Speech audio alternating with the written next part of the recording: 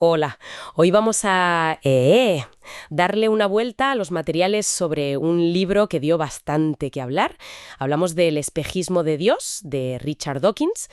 Tenemos como fuente principal un resumen de Wikipedia bastante completo sobre esta obra de 2006. La idea central, a ver, es potente y va directa al grano. Dawkins, que es biólogo evolutivo, argumenta que es muy improbable que exista un Dios creador, sobrenatural. Llega a decir que creer en un Dios personal es, bueno, como un delirio, o sea, una creencia falsa que uno mantiene R que R, aunque haya pruebas en contra. De hecho, cita a Robert Piercy, que dice algo como: cuando una persona sufre un delirio, se llama locura. Cuando muchas personas sufren un delirio, se llama religión. Fuerte, ¿eh? Sí, sí, esa idea del delirio es, digamos, el núcleo duro. Y bueno, hay que decir que el libro no salió de la nada. Fue una época en la que otros autores, piensa en Sam Harris, Christopher Hitchens, también publicaban críticas muy directas a la religión. El espejismo de Dios se colocó rapidísimo en las listas de más vendidos, la del New York Times, por ejemplo. Y claro, provocó una reacción enorme, mucho debate y muchas críticas. Entiendo. Parece que Dawkins tenía como una misión clara, ¿no? Quería dejar claros unos cuantos mensajes, 4 puntos principales, según el resumen. Primero, que la gente atea puede ser feliz, equilibrada y moral. O sea, romper un poco ese estereotipo. Segundo, que la selección natural, vamos, la evolución, explica el mundo y la vida mucho mejor que la hipótesis de Dios. Tercero, este es polémico, que no se debería etiquetar a los niños, eso de niño católico, por ejemplo, porque dice aún no pueden decidir. Y cuarto, que ser ateo es señal de una mente, pues, independiente, sana, y que la gente atea debería sentirse orgullosa, no esconderse. Exacto. Y un concepto central en todo esto es lo que él denomina la hipótesis de Dios. Pero ojo, se refiere a un Dios muy concreto, un Dios personal que interviene en el universo. Y lo interesante es que Dawkins la trata casi como si fuera una hipótesis científica, algo que en teoría podríamos intentar refutar. Y esto lo diferencia mucho de lo que llama la religión einsteiniana, ¿sabes? Esa visión más panteísta, casi mística de algunos físicos. Con eso no se mete tanto. Vale, entiendo la distinción. Y para apoyar su punto, entiendo que critica argumentos clásicos a favor de Dios. Por ejemplo, las 5 vías de Tomás de Aquino. Esas pruebas lógicas, ¿no? De la causalidad, del movimiento. Dawkins dice que son vacías, que no demuestran nada. Pero parece que se centra sobre todo en rebatir el argumento del diseño. Esa idea de que si algo es complejo, necesita un diseñador. Justo ahí. Y para eso usa una analogía que se hizo muy famosa, la del Boeing 747 definitivo. Viene a decir, a ver, si tú necesitas postular un diseñador súper complejo, o sea, Dios, para explicar la complejidad del universo, Ujú. entonces te metes en un lío mayor. ¿Y quién diseñó a ese diseñador tan complejo? Se complica más la cosa. Ah, claro. Es como una regresión infinita, ¿no? Exacto. Busca la simplicidad. De hecho, aplica la navaja de Occam, ese principio de que la explicación más simple suele ser la más probable. Para Dawkins, un universo sin Dios necesita menos, bueno, menos supuestos raros.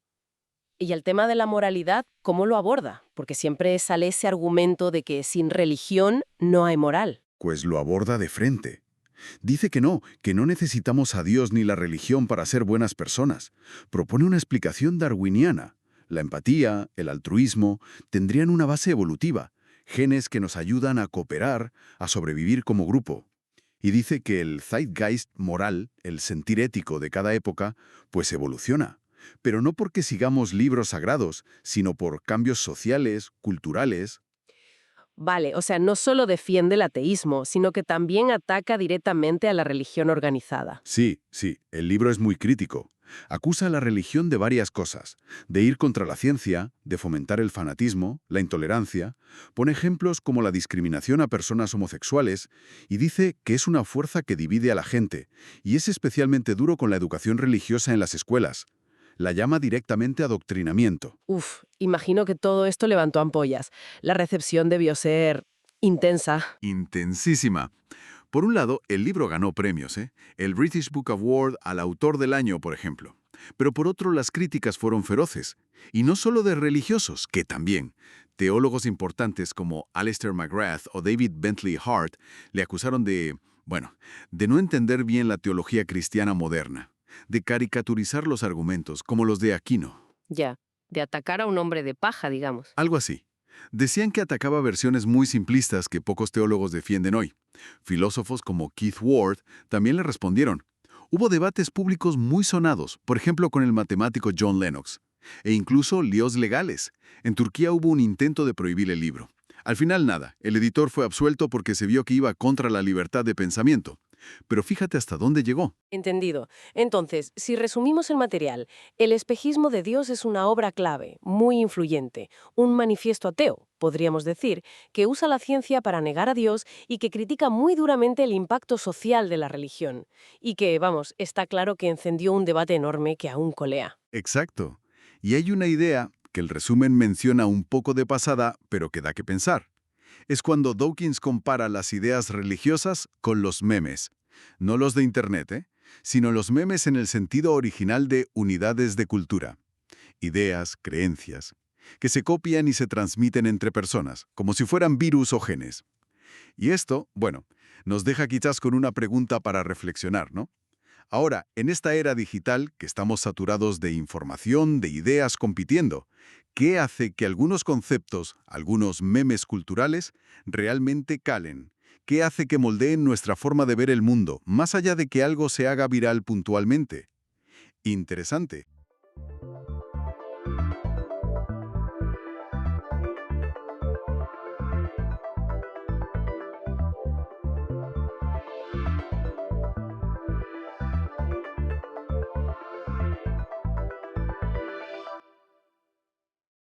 Hay pocas ciudades, la verdad, como Estambul. Es que es increíble, una metrópolis asentada sobre dos continentes, ¿no? Europa y Asia, Exacto. unidas y a la vez separadas por el Bósforo. Y no es solo un dato curioso de geografía, ¿eh? ¿Qué va? Hablamos de la ciudad más grande de Turquía. Viven allí más de 15 millones de personas. Una barbaridad. Es casi uno de cada 5 turcos. Y encima, bueno, en 2024 fue la segunda ciudad más visitada del mundo. Ahí es nada. Nuestra idea hoy, pues bueno, buceando un poco en la información que tenemos de extractos de Wikipedia, es intentar captar la esencia de esta ciudad, que es inabarcable. Queremos entender su historia, que es milenaria, su geografía tan particular y, bueno, cómo es hoy, ¿no? Su presente. Claro. Quizá lo mejor para empezar es pensar en los nombres que ha tenido. Bizancio, Constantinopla, Estambul. Es que cada nombre marca una época, un imperio distinto. Su historia es monumental. Totalmente. Nació como Bizancio, sí, una colonia griega, allá por el siglo VIII a.C. Pero lo fuerte es que fue capital imperial durante casi 16 siglos. 16 siglos. Sí, sí. Imagina, Imperio Romano, luego el bizantino, el latino y, finalmente, el otomano. Una continuidad tremenda. Y Santa Sofía como testigo de todo eso, ¿no? El gran símbolo, exacto. La mandó construir Justiniano, en el siglo VI. Fue la catedral más grande del mundo durante 1000 años. 1000 años. Una proeza. Y luego, claro, tras la conquista otomana, pues se convirtió en mezquita imperial. Marcó un antes y un después. La conquista de 1453. Por Mehmed II. Y no fue solo una conquista militar. Fue como una refundación. Mehmed revitalizó la ciudad, invitó a gente de toda Europa, creó una sociedad súper cosmopolita. Algo que todavía se nota, ¿verdad? Muchísimo. Y se levantaron palacios, mezquitas espectaculares. La Blan Azul, la de Suleimanié, del gran arquitecto Mimar Sinan, en la época de Solimán el Magnífico. Una época dorada. Y el Gran Bazar, claro, un corazón comercial que sigue latiendo hoy. Y con la República. Bueno, con la República Turca la capital se trasladó a Ankara. Y la ciudad vivió cambios. Importantes. Demográficos, sobre todo. Mm. Hubo una disminución notable de la población cristiana, en parte por, sucesos como el pogromo de 1955 y la emigración griega posterior. Ya. Y desde mediados del siglo XX, sobre todo, una migración interna brutal desde Anatolia. La población se disparó. Y la ciudad creció a lo loco, imagino. Sí, una expansión urbana enorme. Y ahí aparecen los jequecondus, esas construcciones más informales en muchas zonas. Y toda esa expansión, claro, se topa con una geografía muy definida, el Bósforo. Fundamental. No es solo bonito, es una de las rutas marítimas más transitadas del mundo. Conecta el Mar Negro y el Mármara. Y fue su mejor defensa natural durante siglos, esa agua. Claro. Hoy divide la ciudad. La orilla europea, donde vive la mayoría, 2/3, Sí. y la asiática. Moverse por Estambul es un viaje constante. Sí, totalmente. Pasas de la historia pura, en la península de Fatih, al bullicio de Beyoğlu, de la calle Istiklal. La zona comercial, la noche, Exacto. Y luego ves esas mansiones de madera, los yali, pegadas al Bósforo. preciosas. Y al lado, pues los rascacielos de Levento o Maslak, los distritos financieros. Y la parte asiática, que quizá creció más tarde, pero a veces de forma más planificada. Pero esta geografía tan espectacular tiene su lado oscuro, ¿no? El riesgo sísmico. Uf, sí. La falla de Anatolia Norte está muy cerca. Y la historia lo confirma. Terremotos terribles en 1766, 1894. Sí, ha sufrido mucho. Y la preocupación sigue ahí, claro. Se están haciendo esfuerzos, ¿eh? Se han demolido cientos de miles de edificios desde 2012 para reconstruir de forma más segura. Sí, hay un esfuerzo de renovación importante. Pero bueno, la pregunta sobre si la ciudad está realmente preparada para un gran terremoto, pues sigue siendo válida, Es un desafío enorme. desde luego. Pero es fascinante ver cómo, a pesar de eso, y de no ser la capital, Estambul ha tenido un renacer cultural impresionante. Sí, eso parece. Después de un periodo quizá más apagado, tras la República, desde los 80 o 90 hay una efervescencia cultural muy potente. La Bienal de Estambul, museos como el Istanbul Modern, el Pera, Mucha actividad. y es el centro del cine turco. Y bueno, los gatos. A los gatos. Hay que mencionarlos, ¿verdad? Son parte de la ciudad, casi una institución, un símbolo muy entrañable. Y todo esto, claro, se apoya en una economía muy fuerte. Potentísima. Estambul genera como el 30% del PIB de Turquía. El 30%. Sí, una pasada. Los puertos en el Bósforo son clave. El de Ambarli, por ejemplo, es uno de los más grandes del Mediterráneo para carga. ¿Y el centro financiero? Claro, la bolsa, el nuevo distrito financiero en Ataşehir, Y el turismo, lo que decías al principio. millones de visitantes. Es un destino global. Y la vida diaria refleja esa mezcla, ¿no? Totalmente. Puedes estar regateando en el Gran Bazar, con siglos de historia, y al rato ir de compras a un centro comercial ultramoderno como Zorlu Center. ¿Y la comida? La gastronomía. Buah, es otro universo. El pescado del Bósforo, la herencia otomana, las influencias de toda Anatolia. Increíble. Al final, Estambul es eso, ¿no? Una ciudad de capas infinitas. Un puente, literal y metafórico, entre continentes, culturas, historia. Donde lo más antiguo convive con lo hipermoderno. Exacto. Y lo más notable, creo yo, es esa capacidad que tiene para seguir siendo relevante. Un centro global, económico, cultural, sin ser la capital política. Ha sabido reinventarse. Una y otra vez. Una resiliencia extraordinaria. Y eso nos deja pensando, claro, ¿cómo va a gestionar Estambul en el futuro esa combinación tan única? Por un lado, una geografía milenaria que la define, pero también la amenaza. Y por otro, los desafíos de una megaurbe moderna. El riesgo sísmico, gestionar esa población enorme y diversa, el cambio climático. ¿Cómo seguirá siendo esa ciudad-mundo incomparable?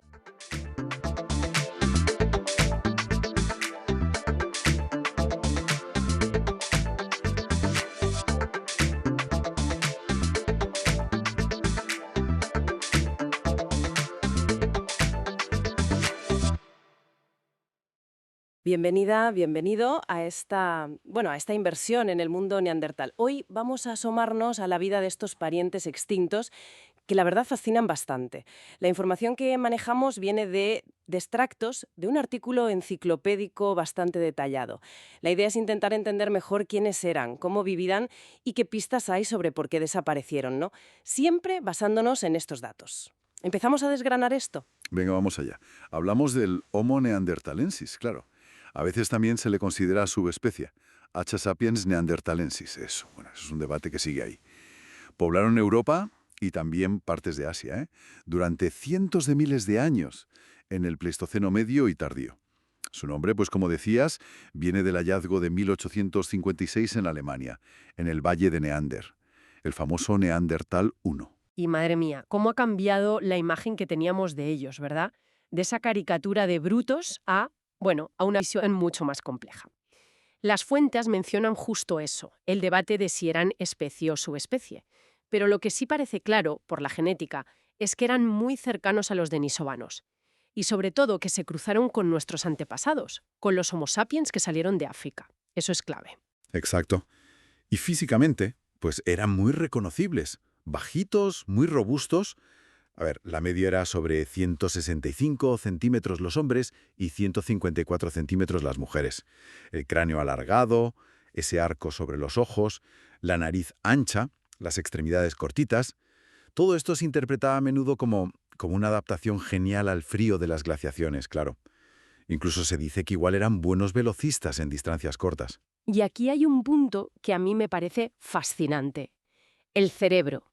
Resulta que su volumen medio era mayor que el nuestro actual. Mayor. Sí, unos 1640 cc en hombres más o menos. Pero la clave no está solo en cuánto, sino en cómo, ¿no? Las fuentes dicen que la estructura, la organización, era diferente. Y eso, pues, podría significar capacidades cognitivas o de lenguaje distintas. Quizá una diferencia fundamental con nosotros. Totalmente. Y la genética, nos da más pistas. Parece que vivían en poblaciones pequeñas, con poca diversidad genética y con signos de endogamia. O sea, que se reproducían entre parientes cercanos, ¿no? Eso es. Y eso, a la larga, pues te hace más vulnerable. También vemos en los huesos muchísimas lesiones, traumatismos fuertes, pero curados. Vaya. Esto sugiere una vida dura. Sí, quizá por la caza peligrosa, pero también podría indicar que se cuidaban entre ellos. Hablando de su vida, ¿cómo era su cultura, su día a día? Pues mira, sabemos que iban en grupos pequeños, unas 10, 20, quizá 30 personas. Y se movían con las estaciones, seguramente, de cueva en cueva. Y su tecnología, la musteriense, ¿no? Exacto, paleolítico medio. Y ahí destaca la técnica Levallois. Que era bastante sofisticada, ¿verdad? Preparar la piedra antes de sacar las lascas. Sí, requería planificación. Usaban lanzas de madera y dominaban el fuego. Eso seguro. ¿Y para comer? ¿Qué comían? Pues eran cazadores-recolectores superadaptables. Los depredadores principales de su entorno, vamos. Comían lo que había. Grandes animales, sobre todo, pero también plantas, hongos. Y si estaban cerca del mar o ríos, pues pescado, aves, animales pequeños. De todo. O sea, muy flexibles. Muy flexibles. Y hay pruebas claras de que cocinaban. Y de que machacaban los huesos para sacar el tuétano. ¿Y el canibalismo que a veces se menciona? Pues también aparecen algunos yacimientos. Lo que no está claro es el por qué. Si era por pura supervivencia en momentos duros o si tenía algún significado. Ritual, quizá. Difícil saberlo. ¿Y qué hay de su mundo interior? ¿Pensamiento simbólico? ¿Arte? Pues parece que sí tenían algo de eso. Se sabe que recogían cosas curiosas. Conchas, fósiles, objetos que les llamarían la atención. Hay indicios de que usaban garras de ave como adorno, quizá plumas también. Han aparecido grabados abstractos en huesos o piedras, y usaban mucho el ocre rojo. El ocre. ¿Se sabe para qué? Decorarse, algo simbólico o algo práctico. Pues no se sabe seguro. Podría ser para todo eso, ¿no? Como pigmento para el cuerpo, para decorar, o incluso como conservante para las pieles, por ejemplo. Y enterraban a sus muertos. No siempre, ni de forma muy compleja, pero sí hay enterramientos. Lo del famoso entierro de flores de Shanidar. Ese sigue siendo muy debatido. El polen pudo llegar allí de forma natural, por animales o el viento. No está claro que fuera intencional. Volviendo al cruce con nosotros, con Homo sapiens, la genética lo ha dejado claro. Sí, desde 2010 sobre todo. Se confirmó que hubo varios momentos de hibridación fuera de África. De hecho, la gente de hoy en día, que no tiene ancestros puramente africanos, pues, llevamos como un 2% de ADN neandertal. ¿Un 2%? ¿Y ese ADN nos sirvió para algo? Pues parece que sí. Algunos genes heredados pudieron ser útiles. Por ejemplo, relacionados con el sistema inmune, para adaptarnos a enfermedades de Europa y Asia.